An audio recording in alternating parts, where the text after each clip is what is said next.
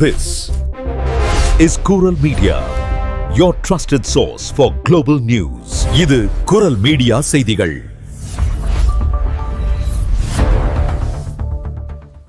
இது குரல் மீடியாவின் இன்றைய பிரதான செய்திகள்.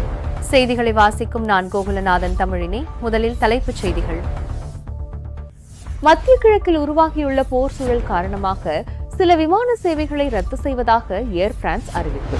மத்திய கிழக்கில் போர் பதற்றத்தை உடனடியாக நிறுத்திவிட்டு அணு ஆயுத திட்டங்களை கைவிட்டு ஈரான் பேச்சுவார்த்தைக்கு வர வேண்டும் என மக்ரோன் வலியுறுத்தல். பாரிஸின் இந்த ஆண்டுக்கான பாகெட் ரொட்டி போட்டியில் 142 போட்டியாளர்களை வீழ்த்தி ஈழத்தமிழர் சித்தாம்பரப்பிள்ளை ஜெகதீபனுக்கு முதலிடம். மார்ச் 1 முதல் கேஃப் குடும்ப உதவித்தொகையில் அதிரடி மாற்றம். பிரான்ஸ் குடும்பங்களுக்கு குறையும் நிதி சலுகை. பிரான்ஸ் வெளியுறவு அமைச்சகம் அவசர எச்சரிக்கை. மத்திய கிழக்கில் உள்ள பிரெஞ்சு குடிமக்களுக்கு புதிய அறிவுறுத்தல்கள். பிரான்சில் வரி ஏய்ப்பு சர்ச்சை. 50,000 செல்வந்த குடும்பங்கள் குறைந்த வரி செலுத்துவதாக குற்றச்சாட்டு. பாரிஸின் சார்ல்ஸ் டி கால் விமான நிலையம் அருகே பரபரப்பு. பஸ் மற்றும் கார் மோதியதில் 10 பேர் படுகாயம். 2009ஆம் ஆண்டு முதல் செயல்பட்டு வந்த பிரெஞ்சு ராணுவ முகாம் மீது ஈரான் அதிரடி தாக்குதல். தொடர்பான விரிவான செய்திகள். மத்திய கிழக்கில் போர் பதற்றம் உச்சத்தை எட்டியுள்ளது. கடந்த சனிக்கிழமை ஈரானை குறிவைத்து அமெரிக்காவும் இஸ்ரேலும் பல அதிரடி தாக்குதல்களை நடத்தியுள்ளன.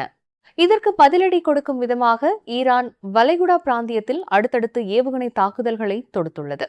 தொடர் குண்டுவெடிப்புகளால் அப்பகுதியில் நிலைமை மேலும் மோசமடையும் அபாயம் எழுந்துள்ளதுடன் வான்வெளியிலும் ஏவுகணை தாக்குதல் அச்சுறுத்தல்கள் பெருமளவில் அதிகரித்துள்ளன.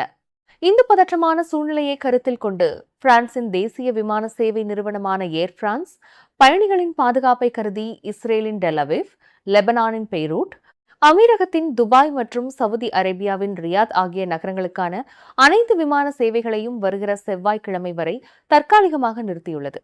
ஒருவேளை போர்ச்சூழல் மேலும் மோசமடைந்தால் இந்த ரத்து நடவடிக்கை தொடர்ந்து நீட்டிக்கப்படுவதுடன் பாதுகாப்பை கருதி மேலும் பல நகரங்களுக்கான விமான சேவைகளும் ரத்து செய்யப்படலாம் என ஏர் பிரான்ஸ் நிறுவனம் அதிகாரப்பூர்வமாக எச்சரித்துள்ளது. மத்திய கிழக்கில் நாளுக்கு நாள் அதிகரித்து வரும் போர் பதற்றம் குறித்து பிரான்ஸ் ஜனாதிபதி இம்மானுவேல் மக்ரோன் கடும் எச்சரிக்கை விடுத்துள்ளார். ஈரானை குறிவைத்து அமெரிக்காவும் இஸ்ரேலும் சமீபத்தில் நடத்திய தாக்குதல்களுக்கு பிறகு அப்பகுதியில் ஏற்பட்டுள்ள பதற்றமான சூழ்நிலை உலக நாடுகள் அனைத்திற்கும் மிகப்பெரிய ஆபத்தை விளைவிக்கும் என அவர் தெரிவித்துள்ளார்.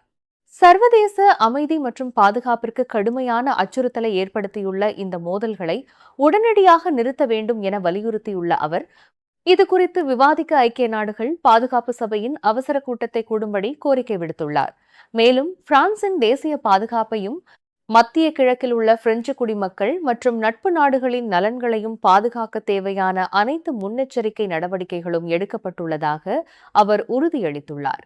அத்துடன் ஈரான் தனது அணு ஆயுத மற்றும் ஏவுகணை திட்டங்களை முழுமையாக கைவிட்டு நல்லெண்ண அடிப்படையில் பேச்சுவார்த்தைக்கு முன்வர வேண்டும் எனவும் பிராந்தியத்தின் அமைதியை குலைக்கும் எவ்வித செயல்களிலும் ஈடுபடக்கூடாது எனவும் மக்ரோன் கடுமையாக வலியுறுத்தியுள்ளார்.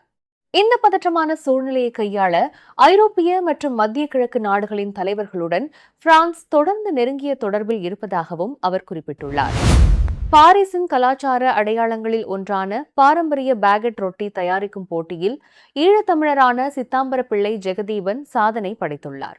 பாரிஸ் மாநகராட்சி சார்பில் கடந்த பிப்ரவரி 26 வியாழக்கிழமை முடிவுகள் அறிவிக்கப்பட்ட கிராண்ட் பிரீ டெலா பாகெட் என்ற உயரிய விருதை அவர் தட்டிச் சென்றுள்ளார்.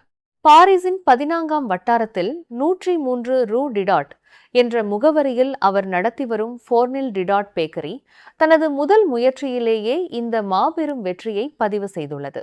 142 பேக்கரி உரிமையாளர்கள் கலந்து கொண்ட இப்போட்டியில் மணம், சுவை, மிருதுவான உட்புறம், மொறுமொறுப்பான வெளித்தோற்றம் மற்றும் சரியான உப்பு அளவு ஆகிய 5 முக்கிய காரணிகளின் கீழ் நடுவர்கள் ஆய்வு செய்து இவரை வெற்றியாளராக அறிவித்துள்ளனர். இந்த வெற்றிக்காக அவருக்கு 4000 யூரோக்கள் பரிசு தொகையாக வழங்கப்படுவதுடன் பிரான்ஸ் ஜனாதிபதியின் அதிகாரப்பூர்வ மாளிகையான எலிசே மாளிகைக்கு ஓராண்டு முழுவதும் பிரெஞ்சு ரொட்டி விநியோகம் செய்யும் மிக உயரிய ஒப்பந்தமும் கிடைத்துள்ளது. ஏற்கனவே கடந்த 2023ஆம் ஆண்டு இதே போட்டியில் மற்றொரு ஈழத்தமிழரான தர்சன் செல்வராஜா வெற்றி பெற்றிருந்தார் என்பது குறிப்பிடத்தக்கது. பிரான்சில் உள்ள குடும்பங்களுக்கு வழங்கப்படும் கேஃப் உதவித்தொகை விதிகளில் மார்ச் 1 முதல் அதிரடி மாற்றம் அமலுக்கு வந்துள்ளது. இதுவரை குடும்பத்தில் உள்ள குழந்தை 14 வயதை எட்டும்போது வழங்கப்பட்டு வந்த கூடுதல் குடும்ப உதவித்தொகை இனி 18 வயதை எட்டும்போது மட்டுமே வழங்கப்படும் என அதிகாரப்பூர்வமாக அறிவிக்கப்பட்டுள்ளது. இதனால் பல குடும்பங்களுக்கு ஆண்டுக்கு அதிகபட்சம் 90 யூரோக்கள் வரை நிதி இழப்பு ஏற்படும் அபாயம் உருவாகியுள்ளது. பிரான்ஸ் வரலாற்றில் இதுவரை இல்லாத அளவிற்கு பிறப்பு விகிதம் கடுமையாக சரிந்துள்ள நிலையில் அரசு புதிதாக அறிமுகப்படுத்தியுள்ள பிறப்பு விடுப்பு திட்டத்திற்கு நிதியளிப்பதற்காகவே இந்த நிதி குறைப்பு நடவடிக்கை எடுக்கப்பட்டுள்ளது.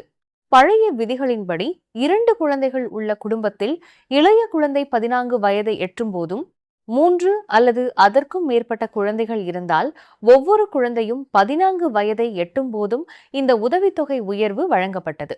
எனினும் இந்த மார்ச் 1ஆம் தேதிக்கு முன்பாகவே 14 வயதை எட்டிய குழந்தைகளுக்கு பழைய விதிகளின்படியே தொடர்ந்து நன்மைகள் கிடைக்கும் என தெளிவுபடுத்தப்பட்டுள்ளது.